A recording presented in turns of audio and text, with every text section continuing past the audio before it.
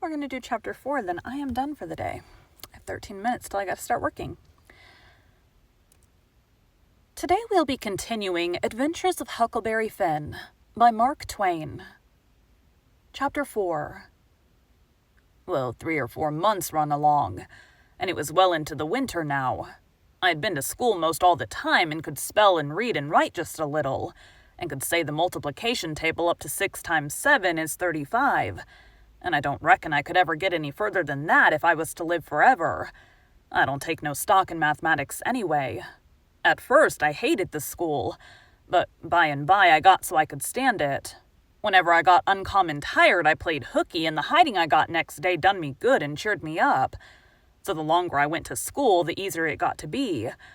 I was getting sort of used to the widow's ways, too, and they weren't so raspy on me. Living in a house and sleeping in a bed pulled on me pretty tight mostly, but before the cold weather I used to slide out and sleep in the woods sometimes, and so that was a rest to me. I liked the old ways best, but I was getting so I liked the new ones, too, a little bit. The widow said I was coming along slow but sure and doing very satisfactory.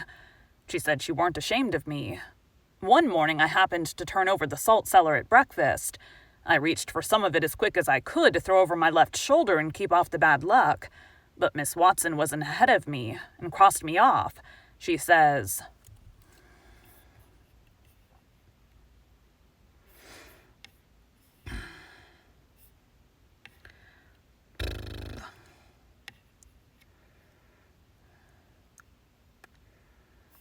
I think this is her.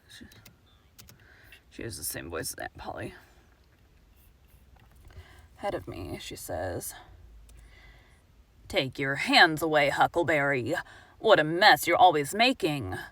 The widow put in a good word for me, but that weren't going to keep off the bad luck. I knowed that well enough. I started out after breakfast feeling worried and shaky and wondering where it was going to fall on me and what it was going to be. There's ways to keep off some kinds of bad luck, but this wasn't one of them kind. So I never tried to do anything but just poked along low-spirited and on the watch-out. I went down to the front garden and climbed over the still where you go through the high board fence. There was an inch of new snow on the ground, and I seen somebody's tracks. They had come up from the quarry and stood around the still for a while, and then went on around the garden fence. It was funny they hadn't come in after standing around so. I couldn't make it out. It was very curious somehow. I was going to follow around, but I stooped down to look at the tracks first. I didn't notice anything at first, but next I did. There was a cross in the left boot heel made with big nails to keep off the devil. I was up in a second and shining down the hill. Shining? I was up in a second and shinning down the hill. I looked over my shoulder every now and then, but I didn't see nobody. I was at Judge Thatcher's as quick as I could get there. He said,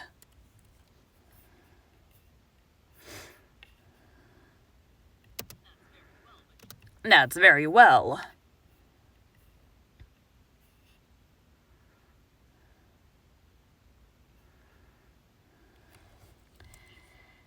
"Why, my boy, you're all out of breath.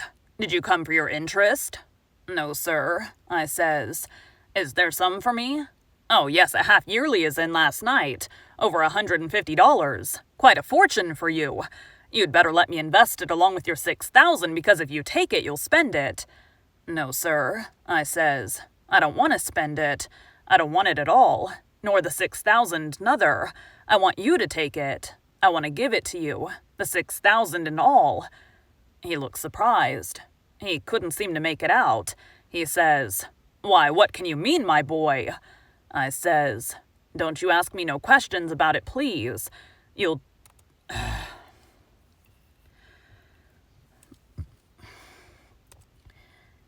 take it, won't you?"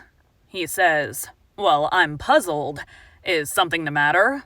"Please take it," says I, "and don't ask me nothing. Then I won't have to tell no lies."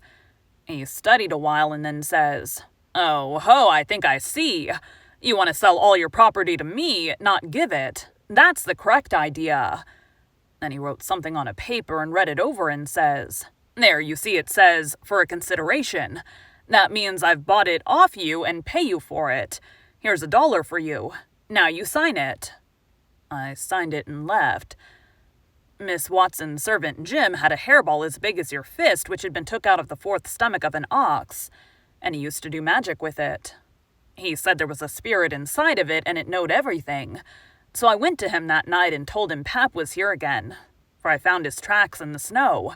What I wanted to know was, what was he going to do, and was he going to stay? Jim got out his hairball and said something over it, and then he held it up and dropped it on the floor. It fell pretty solid and only rolled about an inch. Jim tried it again, and then another time, and it acted just the same. Jim got down on his knees and put his ear against it and listened. But it weren't no use. He said it wouldn't talk. He said sometimes it wouldn't talk without money. I told him I had an old slick counterfeit quarter that weren't no good because the brass showed through the silver a little, and it wouldn't pass nohow, even if the brass didn't show because it was so slick it felt greasy, and so that would tell on it every time. I reckoned I wouldn't say nothing about the $1 I got from the judge. I said it was pretty bad money, but maybe the hairball would take it because maybe it wouldn't know the difference. Jim smelt it and bit it and rubbed it and said he would manage so the hairball would think it was good. He said he would split open a raw Irish potato and stick the quarter in between and keep it there all night. And next morning you couldn't see no brass and it wouldn't feel greasy no more, and so anybody in town would take it in a minute, let alone a hairball. Well, I knowed a potato would do that before, but I had forgot it. Jim put the quarter under the hairball and got down and listened again. This time he said the hairball was all right. He said it would tell my whole fortune if I wanted it to. I says, go on. So the hairball talked to Jim, and Jim told it to me. He says,